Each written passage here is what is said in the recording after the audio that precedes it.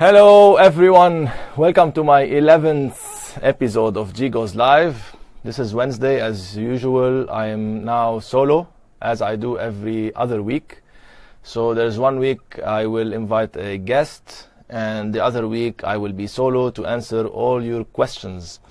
Ryan Akiki asked me what's the difference between mixing not as DJing, mixing as mix down production, mixing using headphones or mixing using studio monitors.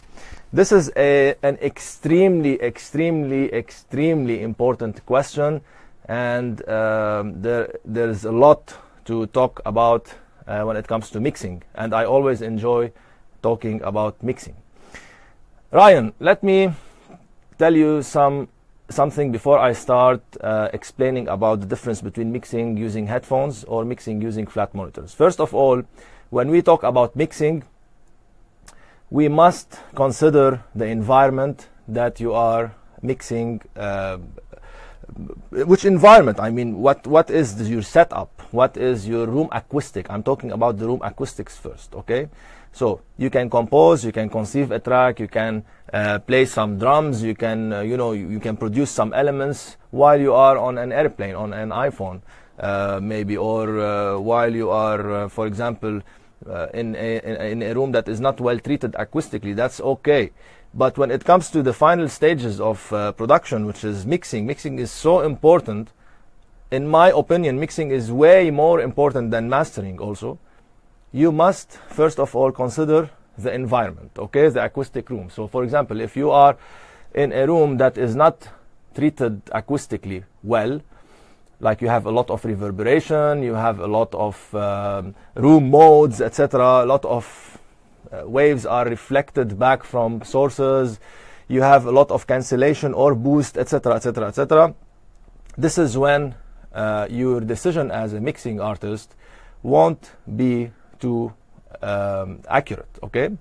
I'll give you an example. Let's say you're sitting in a room and you don't have acoustic panels, it's not well treated. So the sound, I'm not talking about isolation, by the way, I'm talking about treatment inside the room, okay? So you have this huge amount of waves that are reflected from a lot of surfaces, like for example walls or ceiling or floor, or even your gear might reflect a lot of waves. So when you are mixing in such environment, the sound that's coming out of your monitors, which is, we call it the direct sound, is not the only sound that is reaching your ears, okay? So what do I mean? I mean, you have the direct sound coming from the speaker A and speaker B, that's left and right, of course, and then you have the sound that is mixed with it, and this sound is coming from a lot of reflections, okay? So that's not the actual sound that you're getting out of your software, okay? For example, let's say you are producing a bass line. At one point you might hear the bass line too loud, okay? You say there's so much bass in this channel. So your decision as a mixing artist is, of course, to lower the bass using EQ or whatever. Then you go to another place and you hear your track and you notice that you don't have much bass in your track. Why? Because your decision was wrong from the first place. You reduced the bass frequencies because you were hearing more bass than the actual bass that's coming out of your project, okay? Now, what's the problem here? The problem is that you're not actually hearing exactly what you're producing. You must hear only the direct source coming from your monitors, okay? Now, those reflections coming from walls or from your gear or from you or from ceiling, etc., they will either add up to the sound, like when you have the compressions of the sound meet together, they do something called constructive interference. They interfere and they boost each other, so you hear more bass. So your decision as a mixing artist to lower the bass, that's a bad decision, because your bass is not actually coming out of your project or speaker that loud, okay?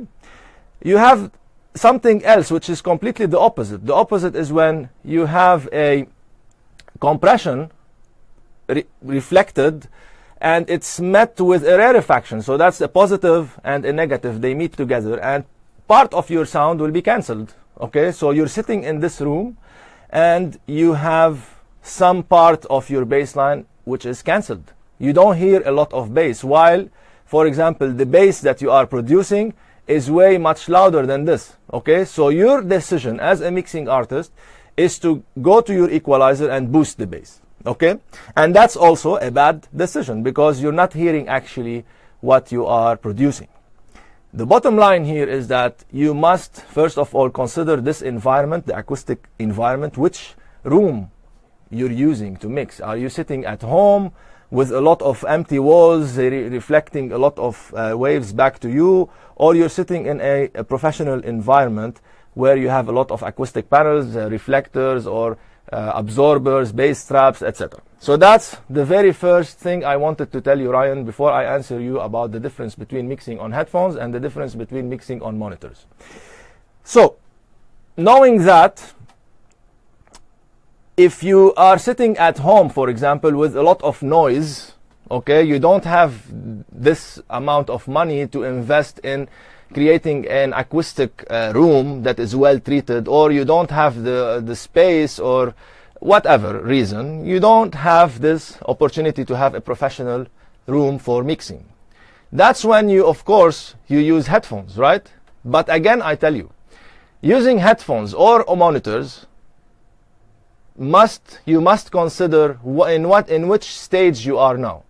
My advice to you that you can never ever mix your project, like I mean the final mix down with all the stereo width and everything, and the frequency engineering and the depth of field and all those things that I'm going to talk about. You cannot use headphones to finalize your project. You cannot use headphones to mix. I mean, there are a lot of good reasons why you should use headphones, and I will explain now, okay?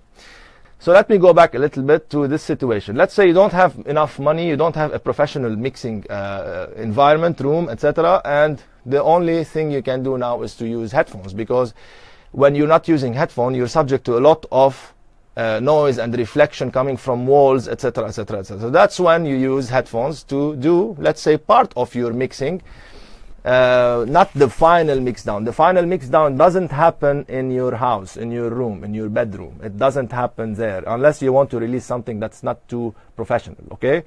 This mixing stage, this stage of production, which is mixing, is one of the most important stages in producing a track. You must take this seriously. You must take this into consideration. You must mix your track in a professional studio, okay?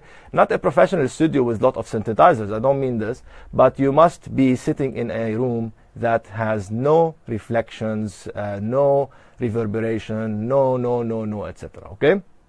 So back to your question, Ryan, the main question you asked, what's the difference between mixing using headphones and monitors? First of all, you as a human being, you have two ears, okay? That's one.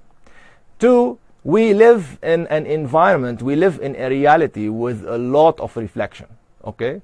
So for example, if you are in a restaurant, or if you're at home, or wherever you are, if you're talking to someone, someone is talking to you, you're listening to music in a club, etc., etc., etc., this situation you are always in is a situation where you're faced with a lot of reflection. So the nature of our life is that we live in an environment with a lot of reflection. So you're not actually all the time hearing exactly what this track has in frequencies, etc.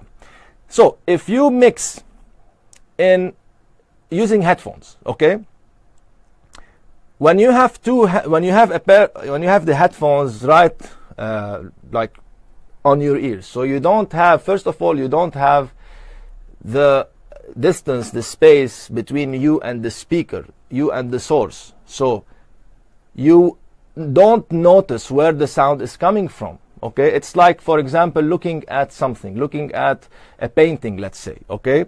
If you look at a painting, you look at it, you know, you can read it, you can know the dimension, etc., etc., etc. Okay? It's in front of you. That's when you use monitors. They are in front of you. There's a left speaker and right speaker, and you're sitting in the middle. Okay? So you are hearing the left speaker from your left ear, the right speaker from your right ear, and the most important thing, which we which we call a crossfeed, you are also listening to the left speaker from your right ear and to the right speaker from your left ear. Okay, that's how that's our nature, that's our situation all the time. Okay, even if I'm talking to you, you're hearing from both ears, you're hearing left, you're hearing right, etc., etc. So you can know the direction of the sound, where it's coming from. If you wear headphones, you don't have this anymore, because you are going to hear the sound as if it's inside your brain. Okay, it's not outside you, it's inside your brain. So you don't have this left and right with the cross feed. You don't hear anything from the right side on your left ear, and you don't hear anything from the left side from in your right ear. Okay, so this is a major problem in mixing using headphones. Why? I told you the first reason, because you cannot really have this crossfeed, and your decision in mixing the depth of your sonic dimension won't be accurate at all. For example, reverb, panning, volume, the depth, you know, the layers of mixing, the front and back, the left and right, the up and down, you will never be able to notice them. Now, of course, some plugins, some software, some DAW, some DAWs, they have a technique, for example, to let some part of the right speaker pass through your left ear, some part of the left speaker pass through your right ear. Some of them, they use a mono technique, to mix in mono, etc., etc., etc. But as I told you, your decision in having a sonic dimension won't be accurate at all. It will be too exaggerated, you know what I mean? So if you have a little bit of reverb, you're going to hear a huge amount of reverb. If you turn like 10% left, you won't actually hear the 10% left. Unless you do hard panning, you go to 50 left, then you might hear the sound going to your left side. So decision making in using headphones is not accurate at all. Now, when is it so important? When is it a good idea to use headphones? Like if you are listening to music or you are mixing your track using monitors, you won't have much details when it comes to harmonics, for example, or when it comes to anything related to noise, or if you for example use a lot of sample and chopping and etc., a lot of small loops, grain synthesis, etc. Sometimes you have something, a noise or a pop and click or audio dropouts, like a fraction of seconds. You won't notice them by listening to monitors. So your headphones is very important to use them when you want to get into the detail of your track, outside the realm of the sonic dimension, outside the panning, the volume, the frequency engineering, the reverb, the depth, etc. Those things cannot happen on headphones. Other things can, which, for example, you might notice any click and pop in headphones way faster than you can notice them using studio monitors. And if you do a lot of sampling, as I said, a lot of warping, a lot of pitch shifting for vocals, etc., sometimes you might skip or miss capturing those mistakes on studio monitors. That's why I use headphones. You're more accurate when you want to clean something. For example, if you have a loop with zero crossing noise, if the loop is looping and you have a zero crossing, you might hear a pop or click, or you might hear some noise coming out of this looping, etc., etc., etc. Those things can be noticed in an easier way using headphones. So bottom line, headphones are important in mixing when it comes to cleaning a sound, filtering those pops and clicks.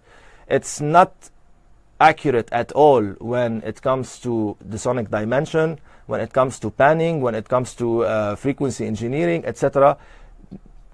Even with delays and reverbs and the depth of field, it's not really a good idea to use headphones. So both of them complement each other. Studio monitors are the best because of the crossfeed, as I said.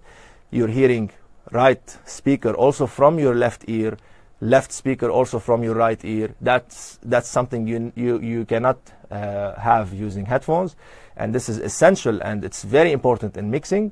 Also, that's how we are designed as human beings. We need to face a source so that we know the direction of the sound. Okay, now the most important thing out of all the things that I said is the bass frequencies, okay? When you are using headphones, you have a very small woofer. It's not a big woofer, okay? Now, of course, it might be clear, it might be very bright, etc. But when it comes to bass frequencies, you are not actually hearing a lot of what's going on in your track, okay? So that's why using using the headphones to mix bass, you're overcompensating because you're not actually hearing the actual bass that you're producing. So you tend to push the bass frequencies more using EQ, and that's bad, okay? Why? Of course, because you're hearing on a very small woofer inside your ear. While if you're using studio monitors like 8-inch or whatever, that's when the bass response, the frequency response is flat, okay? That's when you hear properly.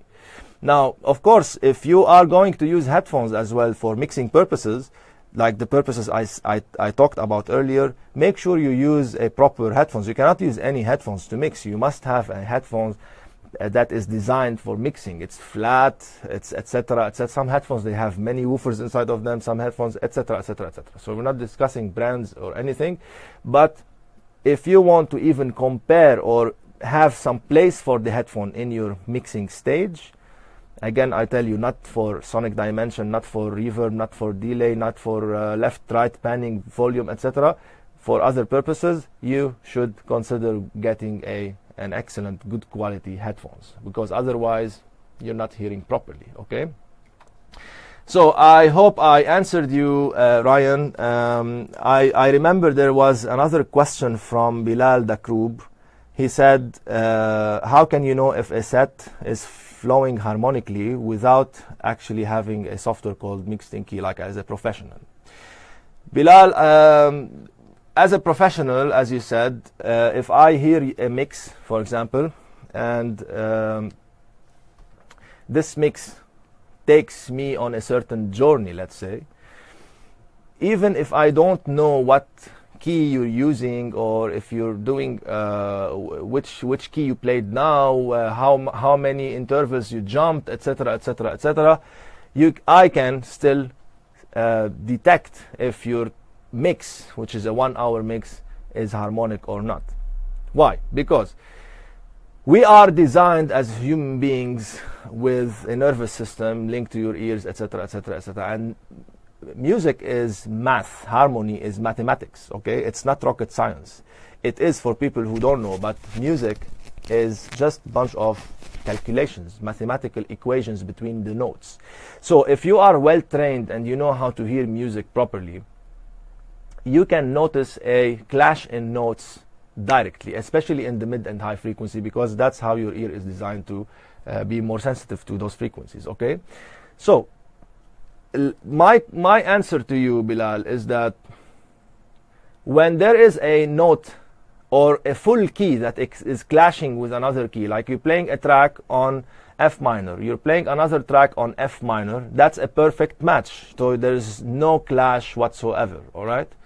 Now, the moment you start playing something that is not harmonic, the mathematical equation of those notes, because in each key you have 7 notes. This producer, when he produced track A, for example, he touched only 7 notes. That's it. Okay, you have only 7 notes in a key. He used them for bass line, for vocal, for melodies, for chord progression, etc. Only those 7 notes, nothing else. That's track A. And if you have another track, which is, let's call it track B, coming from another key, which is opposite, which is not harmonic, then this track, the producer is using 7 notes as well, that there is no much in common going between the 2 tracks. So for example, if this track is C major, let's say C, D, E, F, G, A, B, those are the notes played on the bass line, melodies, chord progression, etc. That's track A.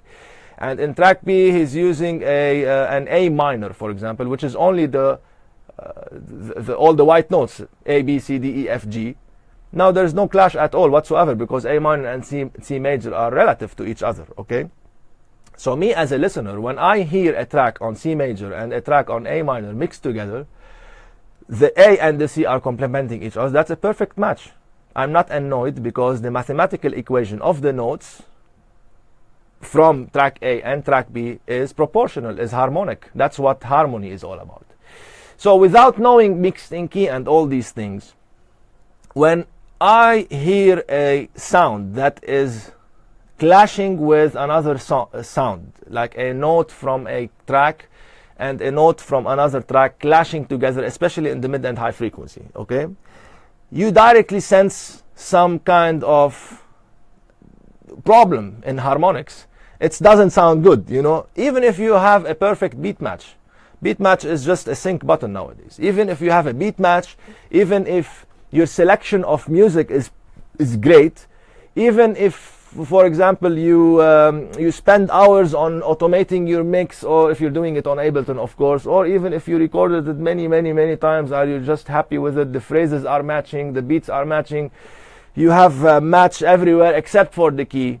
My take to that is that you get maybe 20% of the point. In the old days, we used to grade that in the opposite way. So if you do beat matching, you get 80%, and the 20% will go somewhere else, okay? But nowadays, it's no longer about beat matching. It's about harmonic flow. It's about selection of music. If you want to take someone into a journey, it's about having the tracks complement each other. By the way, objectively speaking, and I'm very proud of this, throughout the years I have been mixing some really interesting sets on my Proton show in Los Angeles. It's every month I have 2 hours on Proton Radio. It's an FM and online. You can find my mixes on SoundCloud. If you are interested to know more about this and you want some really perfect example, go to my SoundCloud and download or listen to the sets that don't have any guests. So those are my mixes, and objectively speaking, those mixes are beyond perfect. So listen to it, know what I mean. If I sense that a track finished and another track started now, that's also how I know that your mix is not so professional, okay? It depends also where you're playing. If you're playing techno, it's something. If you're playing tech house, it's something. If you're playing hip-hop, that's against the rule. If you're playing hip-hop, for example, and you're doing all the time harmonic mixing, and you're blending perfectly, and you're, for example, doing the perfect beat matching, etc., at one point it becomes boring, okay? In radio, for example, you must not use harmonic shifts. You must always play tracks after each other that have no harmonics, they are not complementing each other. That's the rule of the radio. Because if you're driving a car, I can play one song to you, which is, let's say, pop, and I can play another song right after it, which is house. Then I can play another song, which is hip hop, and all those tracks must come from different keys, because each key is related to a certain mood. Okay, so if you're playing harmonic all the time on the radio, you might be bored, you might get bored, and you might switch to another channel. But if you ask me about shows, night shows, like Friday, Saturday shows, those shows for warm-up, etc., I can tell you those shows where we play progressive house or techno or tech house or whatever, it should be harmonic, because you are now touching on the electronic underground dance music nerve, and and that's when you need to create a certain flow or create a certain journey throughout your mix. We talked a lot about mixing with headphones, mixing with studio monitors. We talked about the difference, which one is better, which one is more accurate, etc., etc., etc. I think that's a very important subject. And there is someone, I remember now a question, someone asked me, someone who's my student, Karim Makarim, yes, he asked me, what is the best software to produce hip-hop? What is the best DAW to produce hip-hop? Well, Karim, you were here at the school, you learned how to use Ableton, and you produced really great tracks already. I can tell you one thing, that all the softwares, all of them, they have the arrangement section, they have a grid, they have similar tools. And what I can say, I can advise you to stick to one software only, which is of course Ableton. Not because I'm the official exclusive dealer for them in Lebanon, but this is because Ableton is the #1 software in the world to produce electronic music. And whether you're producing hip hop or dubstep or Arabic or etc., you can still use any software, and Ableton is the best one, and you know why. We talked a lot about Ableton in previous sessions as well with Mo Zaza, and you can go back and watch a full G.GOES Live session, 1 hour. We discussed every single aspect about Ableton Live and the strong points. Why is it number one? But let me tell you something, Kareem. If you are going to go into recording, for example, you want to record a band, or you want to record or produce voiceovers, or produce sound for film, or mix video, audio, etc. Of course, that's when you get into Pro Tools. Pro Tools is number one software for that, but that's not really a software to produce music, electronic music, etc. To produce electronic music, whether you are producing techno, or progressive, or trance, or hip hop, or etc., you go to Ableton. That's my opinion, of course, because you're asking me, not anyone else. So Bilal is asking me how difficult or how far or something is it for someone who only knows how to mix. Wait 1 second, I can scroll. Woo! How far would you consider the difference between live stage performance and studio mixing? Studio mixing, you mean in DJing, of course. Okay, Bilal, that's an excellent question. In one of the G.GOES Live shows, I was with Elias Stamina, and we discussed a lot about live performance and about a band he launched with his partner Ziad Sarrou, called Atomic Circus, and those guys are playing on synthesizers, controller, mainly on analog synthesizers. But let me tell you something about performance, because you mean in DJing performance, not in performing using analog synthesizers to produce live on stage. So if you mean DJing versus performance, that's also a great topic to talk about. In DJing, you are actually limited to mixing 2-4 tracks, etc. on CD players or multiplayers like Pioneer or stuff like that. You're limited. You can just take 2 tracks, mix them, create a harmonic flow, of course, etc., etc., etc. That's one thing you can do. And nowadays, because we're moving into the digital era, some people with some styles, of course, not all the styles, they need more functions. Okay, so I'll give you an example. In Native Instruments, they created a new technology. They created a new format of audio, which is called MP4, and they called it stems, okay, or stem. So what is stem? A stem file, you can buy it from Beatport, of course. You can buy a track as MP3, or you can buy it as MP4. So what is the 4 in the MP4? 4 layers. So they give you a track with 4 independent layers. That's, of course, the label must upload the 4 layers as they are. That's a new way of selling music nowadays for DJs. They give you a layer, for example, which is a drum layer. They give you another layer, which is the bass line, purely only the bass line. They give you a layer which is melodies or chords or whatever, and they give you a layer maybe the vocal.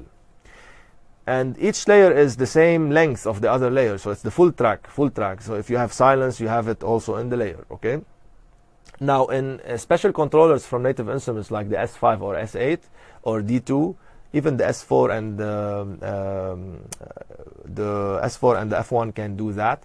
You can actually control those layers, okay? So you can play only the drums from track A, and if you have another stem file, you can play only the bass line from track B.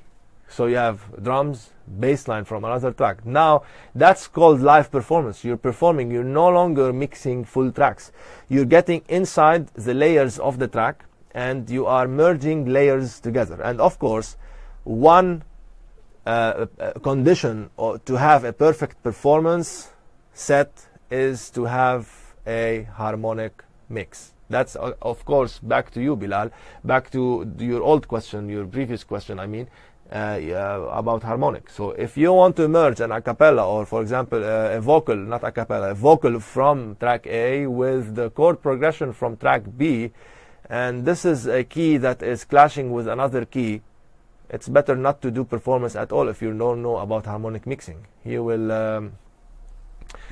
will go back home with a lot of tomato sauce on your face, okay? So you must do harmonic blend between the layers, and that's, by the way, a mini version, or a, let me say, a simple version of what Ableton is capable of doing.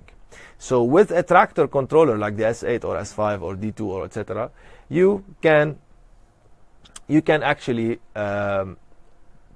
play stem files. You can play different layers from different tracks at the same time, and you can also integrate with them some other loops, not only stems. You can, for example, play a drum loop from a sample library mixed with a bassline stem from a track that you buy from Beatport, and mixed with, for example, chord progression from another stem coming from another track that you bought from Beatport.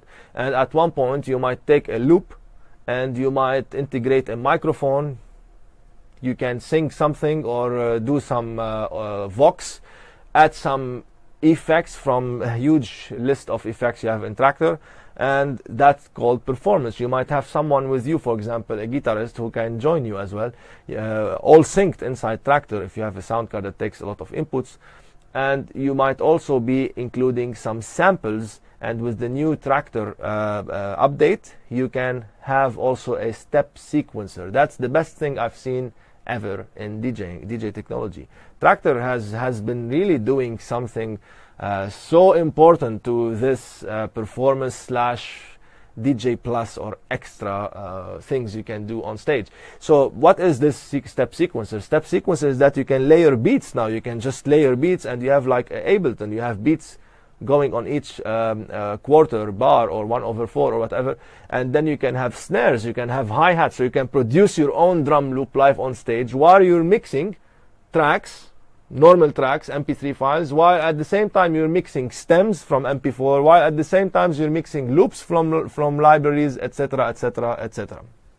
So if you get into this live performance way of mixing or being an artist on stage, preparation is a must. So you cannot really improvise that much. You can, of course, improvise with the effects, you can improvise with the loop length, you can improvise with a lot of things live on stage, but you have to prepare the tracks. You have to prepare what you want to play. Now, of course, not necessarily in a consolidated playlist, one after the other, but you must take into consideration that this is not DJing, this is performance, okay?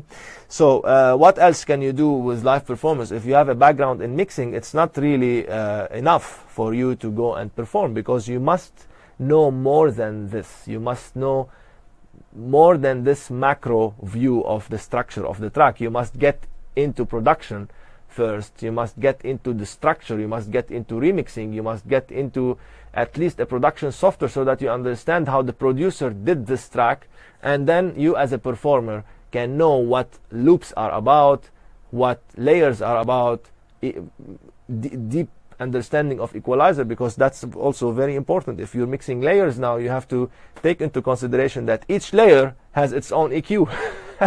So it's not one equalizer for the whole MP3 file. You cut the bass and you don't have bass anymore. No, you have for each layer equalizer, you have so many things going on. So that's Traktor. In Ableton it's way more advanced, way more complicated or complex, okay?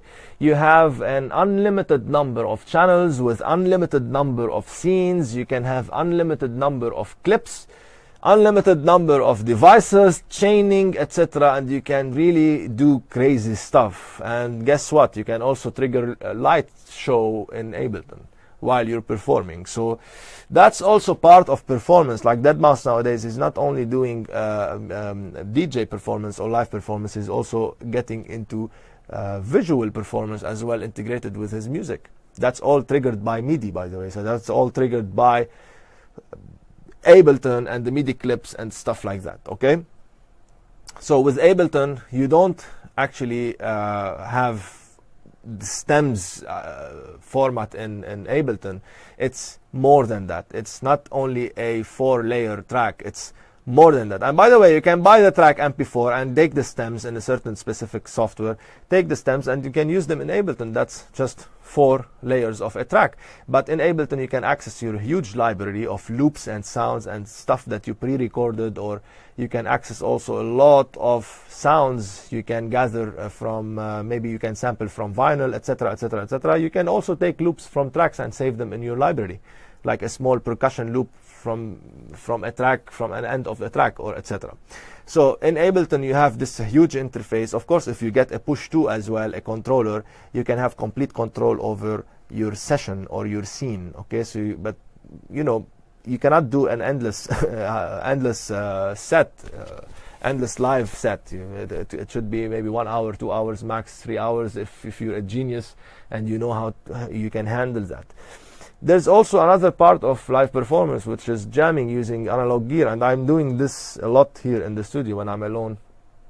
And that's a project I'm launching, not in public. That's a project I am working on in my studio. I have all those gears, and I'm jamming in the studio. I'm using drum machines, I'm using synthesizers, I'm sending MIDI notes from Ableton to trigger another synthesizer. I'm sending, for example, a CV gate from my hands, without touching anything, by using the ether wave from Moog, the theremin, that can send CV gate out to control whatever, to control cutoff on another synth, or to control envelopes, ADSR on another synth, etc.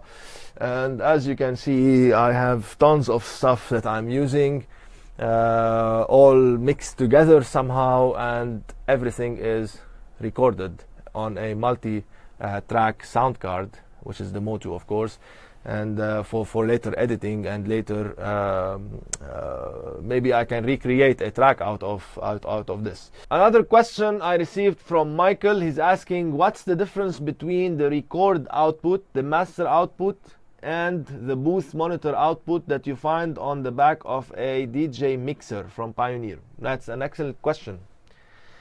Well, let me tell you something first. In the DJ mixer, you have basically a master output, okay?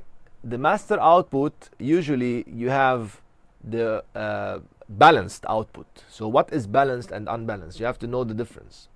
The balanced output is when you have a signal that is not, it doesn't capture a lot of noise, okay? So you can have a very long cable to connect your mixer to the power amplifiers, or in the backstage, whatever you take the signal to, okay? Now, if you have an unbalanced connection, like a jack output, which is a mono unbalanced jack, or if you have an RCA output, this signal is not balanced, okay? So it's an unbalanced. The longer the cable, the more noise this will capture throughout the way, okay? So the master output on a DJ mixer is, of course, an XLR, which has 3 pins. So 2 pins, they go for the positive and negative, the hot and the cold, and you have a ground signal. So basically what happens inside the XLR or balanced cable is that the signal is inverted, okay? So when you invert a signal, the compression becomes rarefaction, and the rarefaction becomes compression. When you do such inversion, okay, you're actually canceling all the sound in the cable, okay? When you cancel the sound in the cable, the only thing that's left in the cable is the noise, the radio frequency noise, the noise of electricity, etc. This noise, when the cable reaches the speaker or mixer or power amplifier or whatever, the noise will go down to the ground. That's why it's called ground, and you have an inversion again of the signal to give you what exactly? To give you the signal again, okay, with no noise whatsoever. So that's the importance of the balanced output. So this balanced output is mainly an XLR output on the back of your mixer, DJ mixer. Now you have another output in the back of the mixer, which is the REC, the rec out. Basically, this is an RCA output. They have this output for you to be able to record your mix. So anything that you're playing, anything that's coming out of your master channel, is also coming out of your record output. but there's a huge difference between the record output and the master output. The record output is giving you a signal that is limited, okay, limited signal, so you don't have any peaks, you don't have a distortion in the sound, of course, unless you keep on giving the volume more than it can handle. But the record output, they did it to have it connected to your digital recorder. So if you have a digital recorder, you want to record your mix, or you want to record your mix, for example, on laptop or iPhone or whatever, you get this RCA cable connected from the record out, and you have a signal that is already safe, it's limited, with limiting in it, okay? And when you get into your sound card, wherever it is in your digital recorder or iPhone or whatever, you have a clean signal. This is not exactly the master out, okay? This is a special output with limiting, with a limiter. So that's basically, it's giving you a signal that is safe to use for recording. You don't have those peaks, etc. Now, unless of course you increase the input volume of your recorder, that's something else, but the signal is coming out of your mixer super clean. Now, you asked about the third output, which is the monitor output. The monitor output is also another output that is giving, that has a special or specific exclusive knob on your mixer. So if you are a DJ, you have the sound system, for example, in front of you, and the people in front of you, and the sound system is just tilted toward people, okay? Now, you as a DJ, if you are behind the speakers, you cannot actually use them as monitors. You cannot use them as reference to you. And you need to hear a reference of what's going on in the room, of course, because you're mixing two tracks, and you need to hear what's going on. You need to check if, for example, your mix went out of sync or whatever. You need to be also there with the people listening to whatever they are listening to. And of course, you can do that with headphones, but headphones are not really enough for you to monitor and check your mix. That's why you need special monitors for you on stage, okay? And those monitors, because you not all the time you want them to be on, okay? You don't want them to be giving you the loudest whatever always. So they have a special knob to switch them off, on, of course not off, I mean the volume, to lower the volume, increase the volume. So when you want to prepare something on your headphones, for example, you don't need that much of sound coming in to your ears, because you want to concentrate on the other track that you are preparing off air, right? You don't want to hear whatever people are hearing. And by the way, the monitors are linked to the master channel, so whatever people are hearing is also going to be projected by those booth monitor. They call it booth monitor because they are placed in your booth only for you, and you have control over the booth monitors to increase the volume or decrease the volume. So when you are not mixing, when you are not in the process of merging tracks together, you don't need them. Unless you want to party with people, you know, you need loud volume, but of course you need to protect your ears as well. And when you are mixing, of course you need to turn them as loud as you want. Of course, this is also something to consider, your ear protection, and so that you can actually hear the mix. The very first person to hear any mistake in the mix is you, because you're just in the front of those speakers. And of course, if the monitors are bad, you cannot use them as a reference. They might not let you hear clear frequencies, bass frequencies, etc. Now, let me tell you something. If, for example, you don't have those monitors, you cannot mix at all, because if you are in a room, in a place with a lot of delay, that's no longer reverberation, that's delay. For example, one time I was playing at a beach resort, that was a long time ago, and if you just lower the channel to we were doing sound check, if you just play something and you just lower the channel suddenly, you hear delay. So the sound is going far away, hitting a lot of buildings, maybe chalet or whatever, and the sound is coming back to you maybe 1 or 2 times.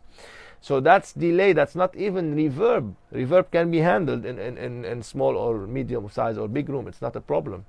But delay is something really bad for the DJ. If you're far away from the speaker and you're hearing the the sound, and you're not hearing the sound in a direct way because you're behind the speaker. That's one. You're not hearing the sound directly, and you're hearing a lot of reflections, a lot of delays, and you're hearing a lot of noise coming from crowd, people, etc., etc., etc. So you cannot use them as reference. You press play, you want to hear something. Maybe your headphones are not that professional, are not that loud, or are not that clear, or etc. Maybe you cannot use them as monitors. A lot of times when for example I play in big places with a monitor that's not working, sometimes I find it really difficult to use my headphones if they are not too professional, you know what I mean? So you must consider these things, and at some point, even if you have a good monitor and you have so much things going on in the room, you might not be able to concentrate on the headphones as well. Okay, so that's when you go into more and more and more plans, plan A, plan B, plan C. This is how you should learn about DJing. You should be always ready to face any scenario, any problem. Maybe you lost your headphone, maybe I don't know, maybe the monitor is not working anymore, maybe anything can happen. You must find ways in mixing to just get into safety without any mistakes, or without being noticed. That's the creative process of being a DJ as well. So I have a question as well related to mixing, but I can't even scroll. This guy asked me, if I may remember, he asked me about EQ. He said some EQs they have a cut of -12, and some EQs they have a cut of -15, etc., etc. So I'll tell you something. This is very important since we're talking about mixing in mix down, I mean in production. When you're using an equalizer, you must differentiate between an equalizer and a filter. Okay, there's a big difference here. If you're using a filter, what does filter mean or do? A filter is cutting out frequencies completely.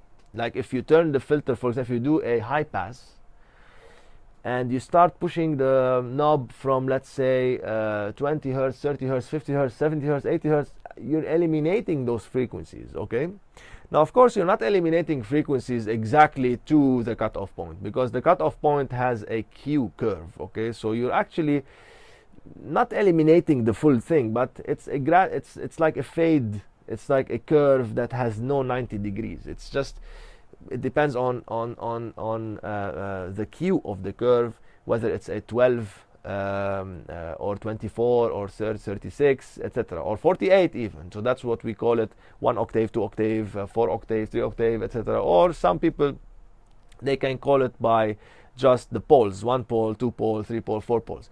So this angle of the Q, this angle of your curve, when it comes to a filter, is determining where is your cutoff point, and you're eliminating most of the frequencies before that. Okay, so the difference here between a filter and equalizer is that the equalizer doesn't really cut 100%. The filter, it does. When you do high pass, you're cutting 100% of the frequencies before the cutoff point. Okay, as I mentioned, of course, that not all the frequencies, because you don't have a 90-degree curve, but you're cutting a lot of frequencies before that point.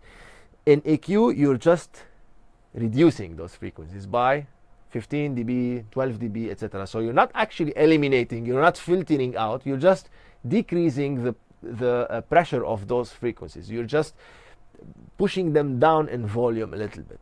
So if you are willing to use an equalizer to mix, I mean to filter out unwanted frequencies from the low end or the high end, or etc., use a filter with no boost at the cutoff point whatsoever.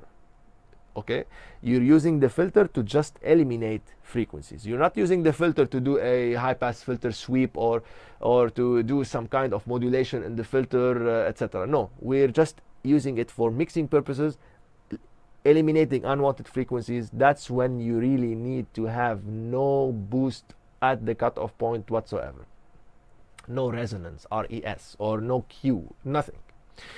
So push the Q level to 0. You don't want any bump on the cutoff point, okay? Because that will add to your volume. You're eliminating frequencies to have more headroom, and at the end of the day, you will find out that by eliminating frequencies, you actually gained more volume on the channel, which is somehow bad, right? So make sure you don't have any bump or any boost or saturation at the cutoff point. So that's one major difference between an EQ and a filter. Now, filters usually, you cannot really have a bell curve to boost some frequencies at a certain range. For example, if you have a vocalist and this vocalist, her sound is somehow with not enough presence on 5K or 1K or whatever. So you tend to use an equalizer to push the frequencies at that area a bit higher in volume, maybe 1 dB, 2 dB, 3 dB. That's the philosophy of EQing, to give some presence, to give some not saturation, but to give some focus on those frequencies in her voice that were missing originally, okay? That's how you use an equalizer. You boost maybe few dBs or you reduce dBs. My advice to you, don't use an equalizer just to eliminate frequencies, unwanted frequencies. Use a filter with no resonance, with no Q, with no curve, with no boost at the cutoff point, okay? And in the filter, of course, you have more options than on the EQ, and on the EQ you have more options you don't have on the filter. In the filter you cannot do this boost at 5K, for example. You cannot have a bell shape, a bell curve, or you cannot have, for example, a kind of some settings, like you cannot do the MS mid-side, you cannot do etc, etc, etc. So that's the difference. I hope I answered this question. I remember I received there's also part of the question he asked me about the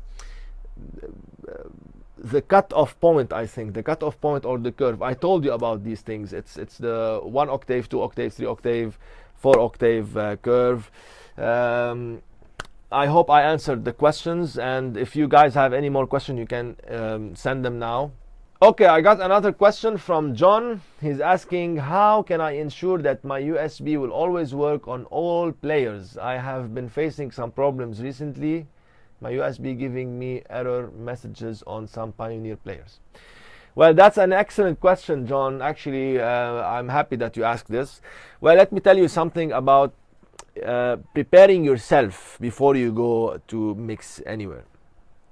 First of all, my advice to you is to always go a bit earlier, okay? Go earlier, do the sound check, check everything if the setup is suitable for you, if you have some problems, so you have some time to fix some problems. Like, I can tell you one example, for example.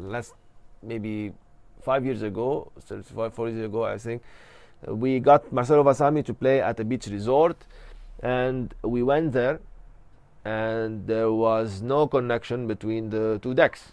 So he cannot use one USB to play on 2 decks, and that was a huge problem. It's just a small network cable. It's a $2 cable. You should always have these things in your bag, okay? Like the converter from AUX to 1/4 inch, some maybe lamp, a small lamp. Sometimes you face this problem where you cannot see anything, some small, some small lamp. As I said, maybe take with you some RCA cables, etc, etc, etc. But when you go there and test your USBs, if they work, they work. If they don't work, you have to do something.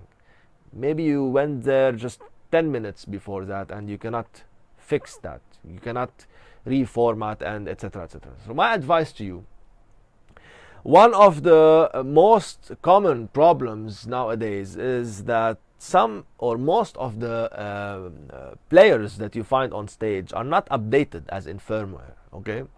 So when, for example, you're using a record box software or any software, for example, let's say you're linking also the players to Traktor, and your Traktor is very updated and the firmware in these players is not updated at all, it's too old.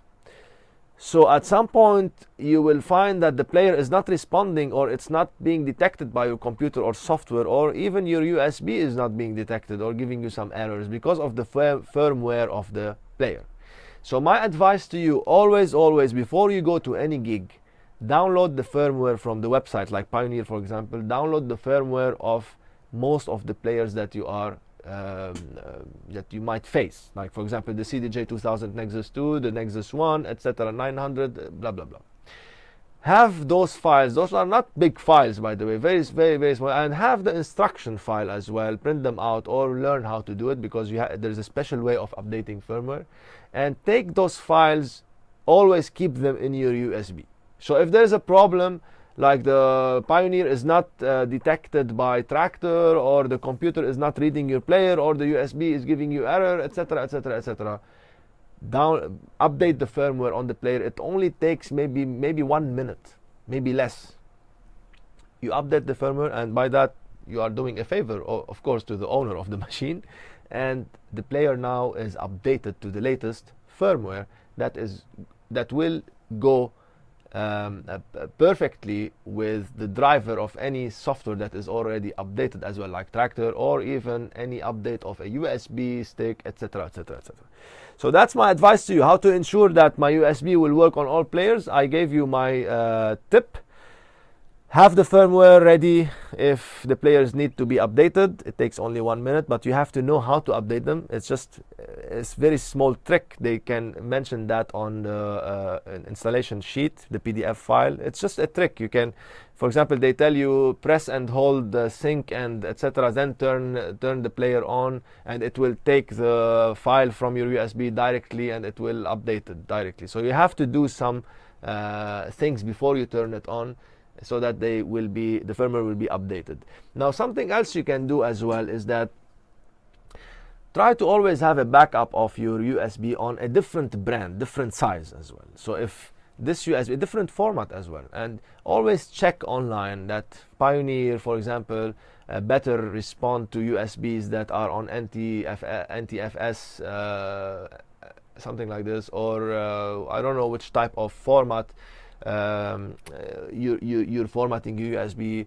Some FAT, for example, 32, sometimes they don't work on some players, etc. So do your research, and you will know which if your USB can function properly or not. At least you will have an idea about how those players function with USBs or hard disk, etc. Sometimes there's one time a guy came here to the DJ room. He rented the room to practice, and he got a hard disk with him, and this hard disk required more than 5 volts, and the player, the 900 Nexus here, it takes only 5V. So the hard disk, the player couldn't read the hard disk because there was not much electricity coming to this hard disk, and he ended up not playing. He ended up using my USB, etc., etc. If you want to go play somewhere, don't take a hard drive with you. That's too much on the player. Just take a USB stick.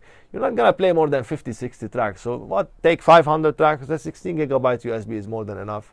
And this way you will ensure, of course, that you won't have any problem. What else? Do we have more questions? I think that's it, you guys. I stayed with you for the last hour, and I'm very happy that a lot of people are joining from time to time. This is the 11th episode of G.GOES Live. It happened 11 weeks ago. It was I was just having fun, and it evolved to be a show, and there's much more to come. I'm preparing some really special G.GOES Live series, which I will launch soon. I will tell you about it. Next week I will have a guest, and the week after I will be solo again for a specific topic. It won't be a question and answer 2 weeks from now. It will be a topic related to harmonic production, how to produce music if you're not a musician, stuff like that. This will be a part 1, by the way, of a series that will go for maybe 3 or 4 episodes. It's so important, this topic that I'm going to talk about. I'm going to give a lot of tips and tricks on how to produce complex melodies and bass lines and chord progressions, etc., without learning music theory in the conservatoire. So of course I'm not going to get into a lot of details, because that's a course I give at Per-vurt, and but I will give you some tips and tricks about what gear you can use for that, what plugins you can use for that, and I will be discussing a lot of details when it comes to keys and scales and stuff. So until then, you guys, be safe, be good. I send you all my love and all my appreciation. Watch me again next week, and if you like this episode, go ahead and share it. That's how you show love to me and support. And I send you all my greetings. Salute.